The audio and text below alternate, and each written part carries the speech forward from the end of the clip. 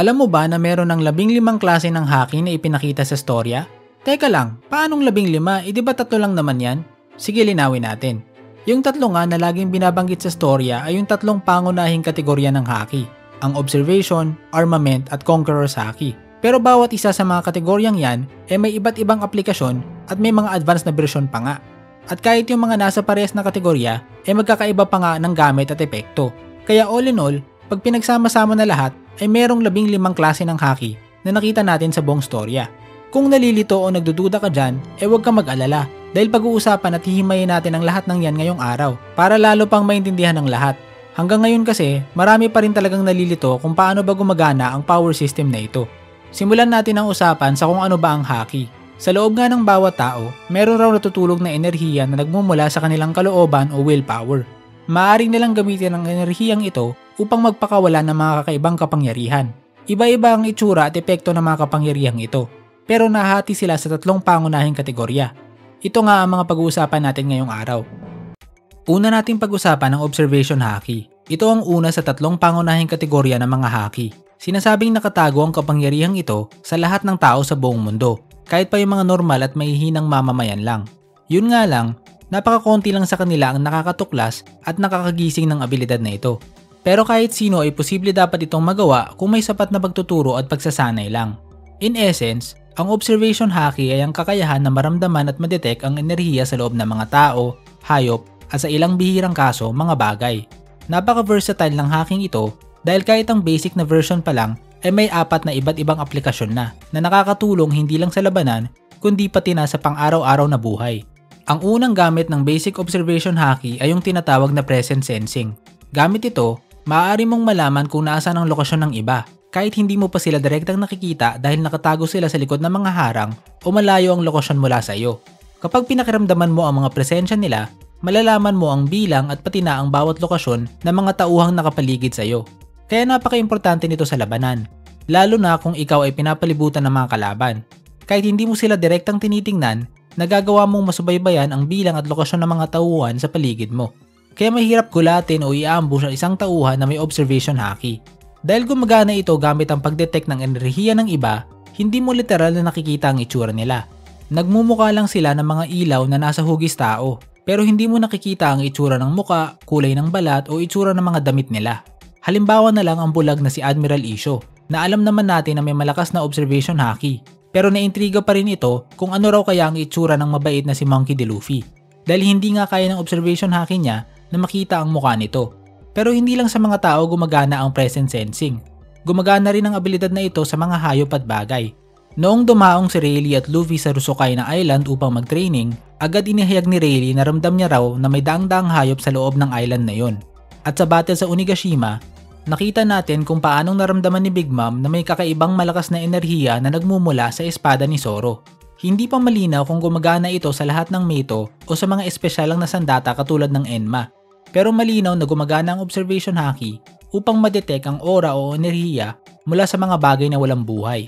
Bago tayo magpatuloy, kung nag-e-enjoy ka sa mga ganitong klaseng paliwanag at analysis tungkol sa iba't ibang konsepto tungkol sa One Piece, mag-subscribe ka na sa ating channel dahil marami pa tayong similar videos na ilalabas.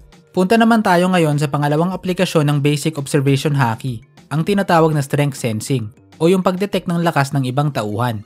Dahil nga nararamdaman mo ang enerhiya mula sa ibang tao, posible rin itong gamitin upang sukatin kung gaano nga ba sila kalakas.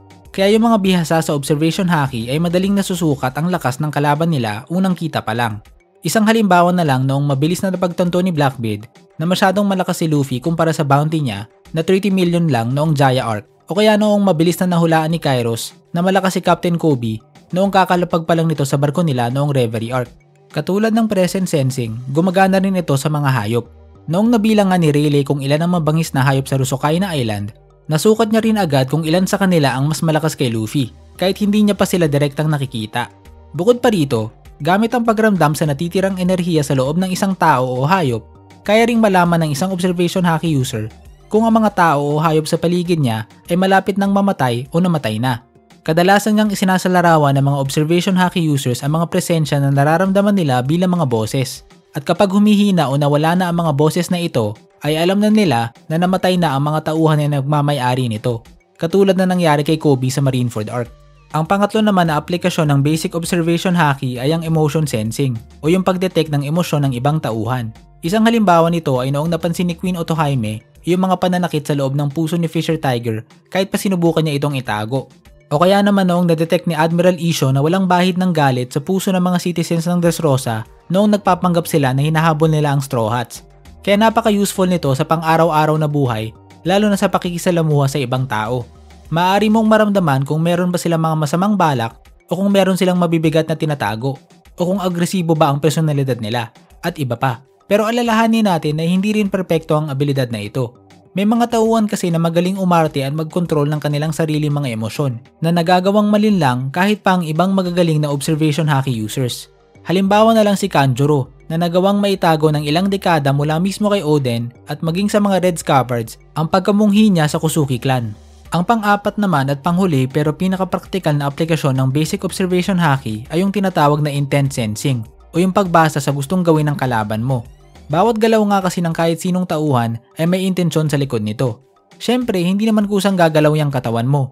Kung gusto mong sumuntok sa isang direksyon, kailangan mo munang isipin yan sa utak mo bago mangyari. At dito na nga pumapasok ang intent sensing. Binibigyan nito ng kakayahan ng user nito na maramdaman ang intensyon ng kalaban, maging tao o hayop man sila. Dahil dito, nagagawa mong mapredict ang susunod nilang mga galaw. Pero hindi mo naman literal na makikita kung ano talaga ang susunod na mangyayari, kundi malalaman mo lang ang intensyon nila. At gamit ito, pwede mo nang hulaan kung ano na ang susunod nilang gagawin. Dahil sa paraan kung paano ito gumagana, hindi rin perpekto ang intent sensing. Nakita nga natin sa Skypiea arc kung paanong ginawa ng paraan ni Luffy ang observation haki ni Enel nung nagpakawala siya ng sunod-sunod na random na mga pag-atake. Hindi niya na iniisip kung saan tatama ang mga ito. Basta suntok na lang ng suntok. Kaya dahil wala namang intensyon sa likod ng mga galaw niya, hindi naging epektibo ang intent sensing ni Enel. At tinamaan nga siya ng ilan sa mga random na atake ni Luffy. Bukod pa rito, isa pang paraan para i-counter ang intent sensing ay ang pagiging higit na mas mabilis kaysa sa kalaban mo. Kahit pa basang-basa pa nila ang bawat galaw mo, kung masyado namang mabagal ang katawan nila para mag-react sa bilis mo, ay wala ring kwenta ang observation haki nila. At ito na nga ang apat na aplikasyon ng basic observation haki. Tandaan natin na ang apat na ito ay iba-ibang gamit lang ng basic observation haki, pero parte pa rin silang lahat ng parehas na abilidad. Pero itong susunod nating pag-uusapan ay isang advanced na bersyon ng observation haki, ang Future Sight. Binanggit ni Rayleigh na napakahirap makuha ang abilidad na ito dahil hindi ito nade-develop sa normal na pagsasanay lang. Kailangan mo itong ma-develop sa gitna ng isang matinding labanan laban sa mga malalakas na kalaban. Kaya napaka-rare ng abilidad na ito at tanging yung mga halimaw lang sa mundo ng One Piece ang nakita nating gumamit nito. Gaya nga ng napag-usapan natin, yung intent sensing na aspeto ng basic observation haki ay ang pagbasa ng presensya at intensyon ng kalaban mo upang mabasa ang mga susunod nilang gagawin. Pero may mga limitasyon nga ang kapangyarihang ito, kagaya na lang ng kapag hindi nag-iisip ang kalaban mo. Pero itong Future Sight ay higit pa sa normal na observation haki. Imbes kasi na makita mo ang intensyon ng kalaban, literal na nakikita mo na ang mga eksaktong susunod na mangyayari. Kaya mas nauna mo pang nalaman kung ano ang gagawin ng kalaban mo kaysa sa kanila. Maski mismo mga salitang sasabihin nila ay nakita mo na rin. So kahit hindi na nag-isip at nagpakawala na ng mga random na pag-atake ang mga kalaban, makikita mo pa rin ang mga susunod nilang gagawin. Nakita natin kung gaano katindi ang abilidad na ito sa naging laban ni Katakuri at Luffy. Noong ginamit ito ni Katakuri, halos hindi siya tinamaan ng mga suntok ni Luffy, kahit gaano pa ito kadami. Inakala tuloy ni Luffy na tumatago sa mga pag-atake niya sa katawan ni Katakuri, na tila ba isa itong logya. Pero ang totoo pala ay saktong-saktong binabago ni Katakuri ang hugis ng katawan niya upang palagpasing lang ang mga atake ni Luffy. Kasi nga basang-basa niya talaga ito. Noong unti-unti na rin nakadevelop si Luffy ng sarili niyang Future Sight, doon na siya nagsimulang makasabay kay Katakuri. Kaya mukhang halos imposibleng sabayan ang isang tauhan na may Future Sight kung wala ka rin ito. Punta naman tayo sa pangalawang kategorya ng haki, ang Basic Armament Haki. Kagaya ng Observation Haki, may kakayahan ng lahat ng tao na makamit ang abilidad na ito kung mabigyan lang ng sapat na pagtuturo at pagsasanay. Kung ang Observation Haki ay ang kakayahang maramdaman ng enerhiya ng iba, ang Armament Haki naman ay ang kakayahang gamitin ng sarili mong spiritual energy o willpower bilang kalasag o matibay na armor. May dalawang pangunahing aplikasyon ang Basic Armament Haki. Ang pinakauna rito ay yung tinatawag na Body Hardening. Ito yung ginagamit mo ang iyong spiritual energy o willpower upang ibalot sa iba't ibang bahagi ng katawan katulad ng kamao, braso, paa, o kung gugustuhin mo, sa buong katawan mo pa nga. Higit na pinatitibay ng kalasag na ito ang iyong katawan. Kapag balot ng armament haki, nakikita natin ang mga tauhan na kayang sumira ng mga bato o yumupi ng mga bakal. At kapag inatake, kaya nilang salagin ang mga espada, bala o kahit pangatangkihin ang mga kanyon at bomba. Kaya angkop talaga ang abilidad na ito sa mga labanan at nakakatulong hindi lang sa opensa, kundi pati na rin sa depensa. Para lang malinaw, invisible o hindi nakikita ang armament haki. Pero sa manga at anime, nilalagyan nila ng special effects kung saan pinapaitim nila ang bahagi ng katawan na binalutan ng armament haki upang madaling makilala ng mga fans tuwing ginagamit ang abilidad na ito. Pero paalala lang, hindi naman nila ito laging ginagawa, lalo pa noong pre-time skip. Kaya hindi ibig sabihin na hindi mo nakita ang itim na visual effects ay siguradong hindi na gumamit ng armament haki ang isang tauhan. Tandaan rin natin na hindi naman lahat ng armament haki ay pantay-pantay. Syempre, meron pa rin na mas malakas ang armament haki kaysa sa iba. Kaya kapag nagbanggaan ng dalawang may armament haki, kayang masaktan noong mas malakas na armament haki yung mas mahina. Pero ang kagandahan, kaya mo namang patibayan at palakasin ang armament haki mo gamit ang sapat na ensayo. Bukod pa sa pagpapatibay ng mga bahagi ng iyong katawan, isa pang advantage ng armament haki ay nagbibigay ito ng kakayahan na mahawakan at mapinsala ang mga Devil Fruit users. Hindi naman lahat, pero marami nga kasing Devil Fruit abilities ang nagbibigay ng mataas na depensa na mahirap mapinsala. At ang iba ay halos invincible pa nga. Halimbawa na lang ang mga Logia type users. Binibigyan ng mga ito ng kakayahan na mag-transform sa mga intangible o di nahahawakang mga element katulad ng apoy, magma, light at iba pa. Kaya paano mo nga naman mapipinsala ang mga ito kung di mo man lang sila mahawakan? Tatagos lang ang mga atake mo sa kanila. Pero kapag binalutan mo ang katawan mo ng armament haki, magagawa mong mahawakan at masaktan ang mga Devil Fruit users, kahit pa yung mga Logia, na normally ay imposibleng magawa. At hindi lang yan epektibo sa mga Logia Devil Fruits. May silbi rin itong armament haki laban sa ilang Zoan at Paramecia types. Halimbawa, bilang mythical Zoan fruit Nika, ang katawan ni Luffy ay gawa sa goma at hindi siya dapat nasasaktan ng mga mapurol at walang tulis na bagay. Kaya nga niyang i-repel ang mga bala ng baril. Pero kapag binabatukan siya ng kamao ni Monkey D. Garp, ramdam niya agad yung sakit dahil balot ng armament haki ang kamao nito. Kaya importante talaga ang armament haki para malabanan man lang ang mga Devil Fruit users. Kung wala ka nito, ay mahihirapan kang makarating ng malayo sa Grand Line. Isang limitasyon ng armament haki na dapat nating tandaan ay hindi ito unlimited. Gaya nga ng sabi natin, ginagamit ng user ang sarili niyang spiritual energy upang gawing armament haki, kaya pwede itong maubos kapag inabuso. Nakita natin ito sa Gear 4 form ni Luffy na matapos ang ilang panahon na gamit ng form na ito, babalik na siya sa normal niyang estado at hindi makakagamit ng haki ng 10 minuto. Kaya sa 10 minuto na yan ay napaka-vulnerable niya sa mga kalaban niya. At partida si Luffy na yan na alam natin na may abnormal na stamina at recovery rate, kaya mabilis na siguro yung 10 minutes. Pero para sa ibang tauhan, baka mas matagal pa dyan ang kailangan nilang antayin kapag naubusan sila ng haki. Ito siguro yung dahilan kaya karamihan ng tauhan ay tinitipid yung paggamit ng haki. Ginagamit lang nila sa mga kamay nila o sa parte na tatamaan ng kalaban. Kasi kapag ginamit nila ito sa buong katawan nila, ay mas bibilis na maubos. Punta naman tayo sa pangalawang aplikasyon ng basic armament haki, ang weapon imbuement. Hindi lang kasi limitado ang pagbabalot ng armament haki sa katawan ng user.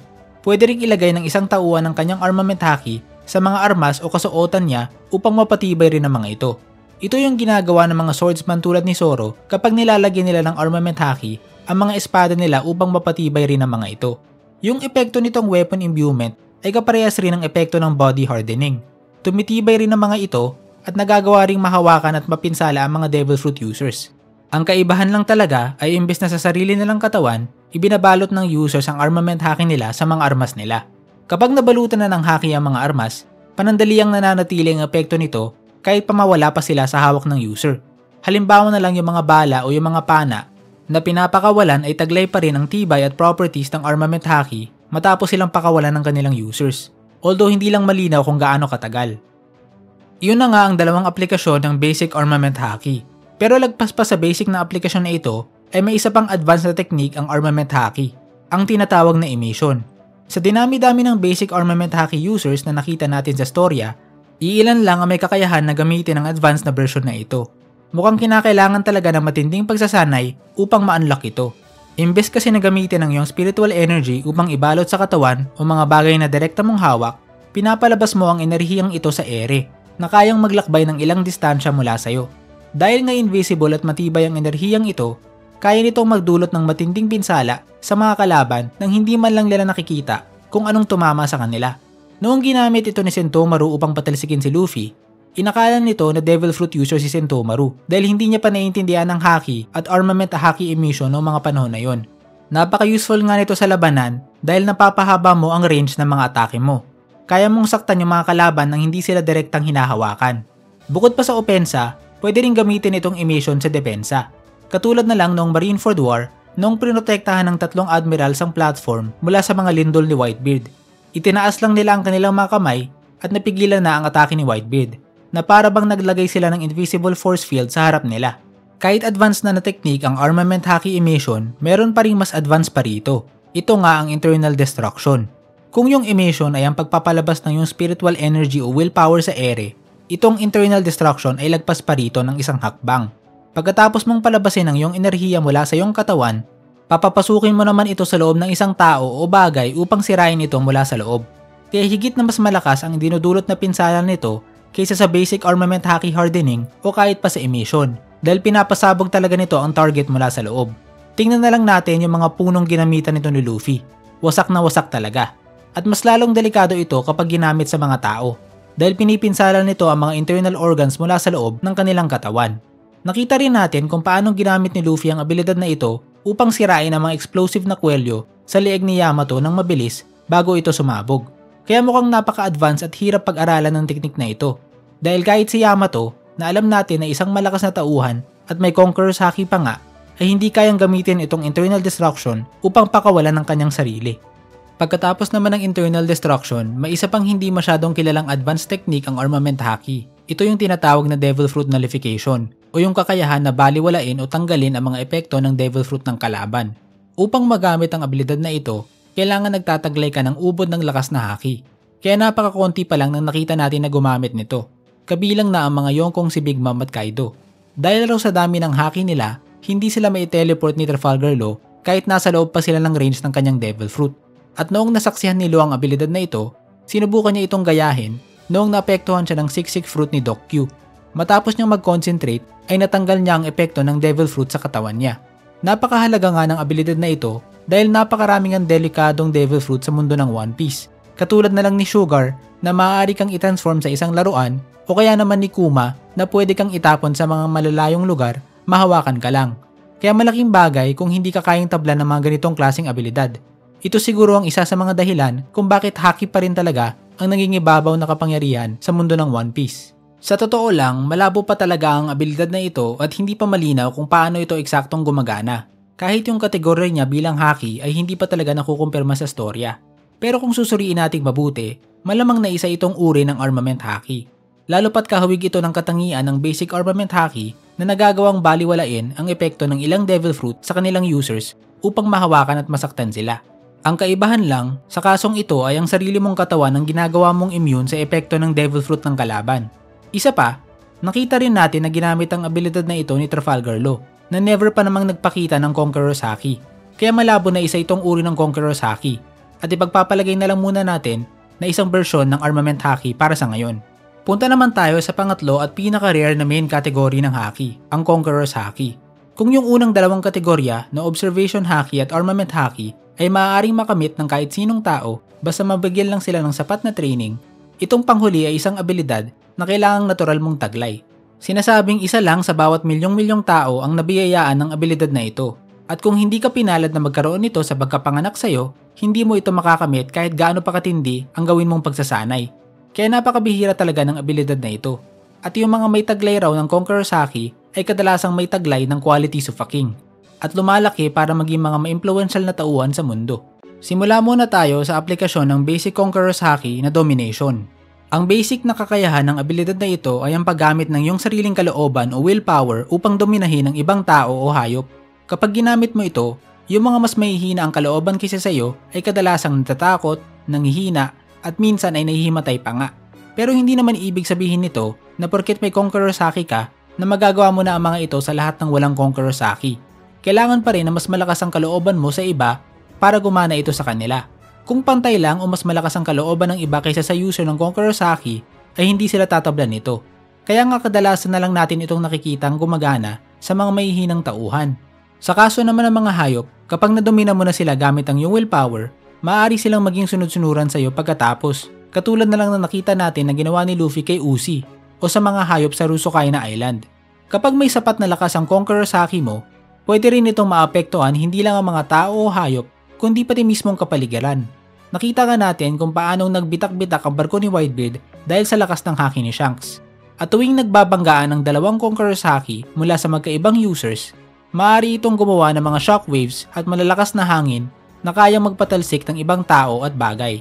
Sa unang tingin, kahit napakabihira ng Conqueror's Haki, parang hindi masyadong nakakabilib ang abilidad na ito dahil kadalasan lang itong epektibo sa mga mahihinang tauhan. Kaya parang mas mahalaga pa nga ang observation at armament haki. Pero sa pagpapatuloy ng storya, doon na mas luminaw na ang tunay na kahalagaan pala ng Conqueror's Haki ay nakatago sa mga advanced na teknik nito. Meron nga kasing 4 na advanced techniques ang Conqueror's Haki, at tanging ang mga may taglay lang sa mga ito ang totoong nakakarating sa tuktok ng mundo ng One Piece. Una natin pag-usapan ang advanced technique na Long Range Conqueror's Haki. Sa kabuuan, halos kaparehas lang ito ng epekto ng basic Conqueror's Haki, kung saan idodomina mo ang ibang tauhan. Pero ang pinagkaiba rito ay yung layo ng range ng abilidad na ito. Yung basic Conqueror's Haki kasi, kadalasan yung mga nasa paligid lang ng user ang napaapektuhan. Pwede namang palakihin ng range depende sa willpower ng user. Pero sa lahat ng nakita natin, malayo na siguro yung 400 meters. Pero itong advanced version na ipinakita ni Shanks ay grabe talaga ang diferensya ng range. Nasa labas ng Wano Country ang barko nila. Pero yung tinarget niya ay nasa kalagitnaan mismo ng bansa. Kung susukatin natin, baka 12 ng kilometro pa ang inabot niyan. At kahit gaano pa kalayo ang nilakbay ng haking ito, ay naging malakas pa rin ang puwersa nito. Na pati ang isang admiral ay napatigil at tila pansamantalang na-paralyze. Isipin nyo na lang kung ginamit ni Shanks ang full power niyan sa malapitang distansya at sa mga mas mahihinang tauhan. Baka hindi lang nahimatay ang abutin, kundi direkta pang namatayan sa sobrang lakas. Sunod naman ang pangalawang klase ng Advanced Conqueror's Haki, ang Infusion. Ito ang kakayahan na balutin ang katawan at maging mga sandata mo ng Conqueror's Haki, kagaya ng ginagawa sa Basic Armament Haki.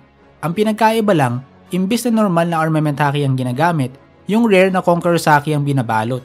Ibig sabihin, yung mga tauhan lang na may Conqueror's Haki ang kayang gumamit ng teknik na ito. Sabi nga ni Kaido, iilan lang sa mga pinakamalalakas na tauhan sa buong mundo ang may taglay ng abilidad na ito. Mas malakas pa kasi ang puwersang naidudulot ng Conqueror's Haki Infusion kaysa sa normal na Armament Haki o kahit pa sa Advanced Armament Techniques. Nakita naman natin kung paanong sa laban ni Luffy at Kaido, hindi magawang mapinsalan ni Luffy si Kaido kahit pa noong gumagamit na siya ng Emission at Internal Destruction. Noong nagsimula na siyang gumamit ng Conqueror Haki Infusion, dito na siya nagsimulang makasabay kay Kaido at makadulot ng totoong pinsala.